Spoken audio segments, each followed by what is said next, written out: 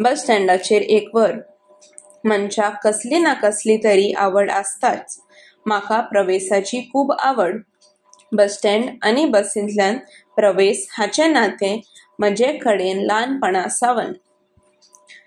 शाळेक 8 दीस सुट्टी आशिल्ली. आईन मामागेर वचूंक थारायलें. आमी सकाळ फुडें मडगांवच्या बस स्टॉपार पावलीं. आमचे पणजेचे बसीक आजून येवंक वेळ आसलो.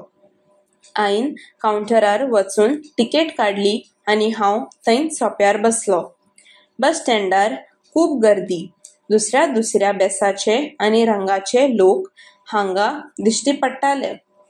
सगळीं आपआपल्या बसीच्या दोकट्यार दोळो दवरून आसलीं. इतल्यान म्हापशेची बस आयली.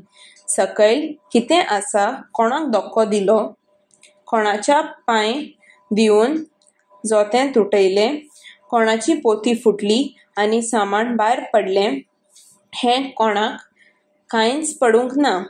पूण सगल्यांक ते बसीन चडपाचें आनी बसूंक मेळपाचें हेंच तांचें चिंतप. एक बायलेन आपल्या भुरग्याक उबारून जनेलांतल्यान सिटार बसयलें हें पळोवन म्हाका हांसूंक आयलें. दर एक कंडक्टर बसीची पाटी आसून लेगीत व्हडल्या व्हडल्यान ताळो सराटून आडटालो. कुट्टाडे, पणजे, म्हापसा मदींच चणेकार, भिकणाकार, फळां विकपी, आयसफ्रूट व्हडल्या आवाजान लोकांचें लक्ष आपले कडेन ओडून घेतालो. इतल्यान पणजेची बस आयिल्ली. आवयन बोबाट केली.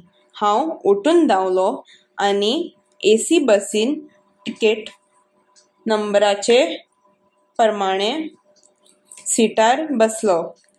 बस चालू जाली पूण बस स्टँडाचेर एक वर दोळ्या मुखार उरलें.